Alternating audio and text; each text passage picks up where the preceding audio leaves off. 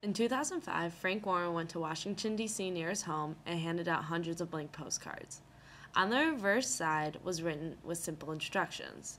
Write a secret on this postcard, be as creative as you can, and make it anonymous. With that, he put his home address to send it to, and Frank began to get the secret slowly but surely. Soon enough, Frank stopped handing out the postcards, but the secrets kept coming. Years later, and Frank has gotten thousands of secrets delivered to his home and continues to today. This has morphed into the PostSecret project. Every Sunday, he posts a handful of them on his blog for the world to see. He has also created a series of 5 books containing the secrets of men and women worldwide. 100% of the proceeds from the books go to Hopeline, a suicide prevention hotline, and Frank goes on book tours to speak to people about the project and the meaning behind it. The following are a select few secrets from the PostSecret project, and the reactions to them from people like you and me.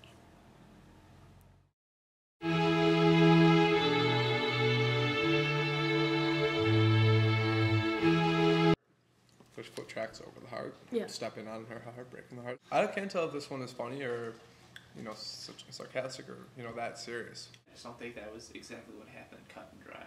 I think that in the way that I read this secret is that it was kind of around the same time period, or maybe the boyfriend used that as his line. He was addicted to her, but in a negative way, I can only assume. Yeah, I think she's pretty heartbroken.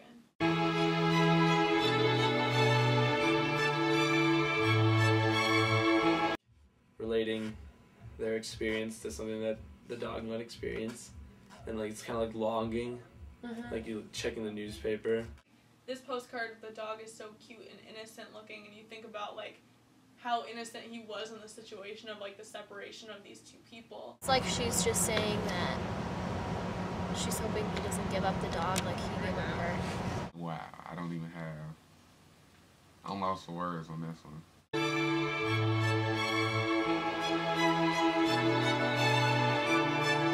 You probably chose to go get an Oxford degree. Sorry, you went to Harvard and a great school. I don't feel bad for you that much. You may read this postcard and be like, well, it's your decision. You chose to study, if you wanted to be doing something else, why didn't you do it?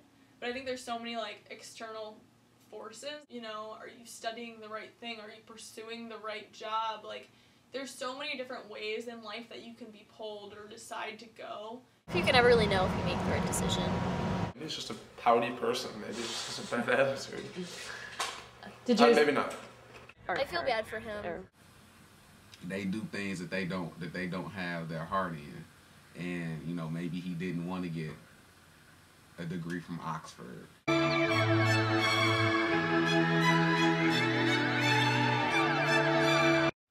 I think the picture's interesting of this one just because it's like a woman staring out, so maybe if whoever the person is was looking around and kind of can feel like his or her mother is staring back at him or herself. The eyes as well. But they're not centered. Do you see that? I think there's a lot of guilt in this secret. They might have gotten shot, they might have done drugs and died, or had alcoholism, or done something stupid. The mom might not have even died. I really think it was something that could have totally been avoided. He's blaming himself when it's not necessarily his fault. Or maybe it's directly his fault. You could go one way or the other.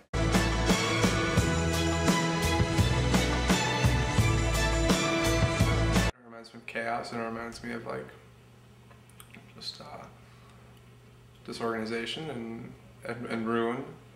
It's kind of like a flooded, burned, destroyed set of books. That image just really speaks to me about how they really feel.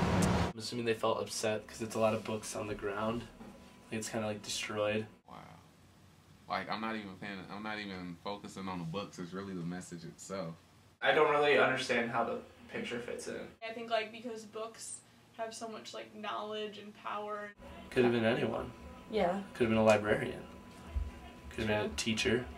Yeah. It's got a lot of books. It could have been any other destruction scene. I don't know. Something with the books. Yeah. Literary, school, education, youthfulness. Loss of innocence. Okay. 'Cause it's a bittersweet symphony. I was 7. My dad stopped coming around. And me being a little kid, I was like, okay, what's going on? What happened? Maybe he died or something like that. And when it happened, after it happened, I used to think I killed my dad.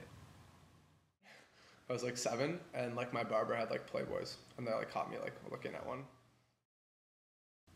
I wish I was more courageous in life. People often say that they're inspired by my courage and strength and ability to push through most situations. But honestly, most of the time, I feel like I'm floundering.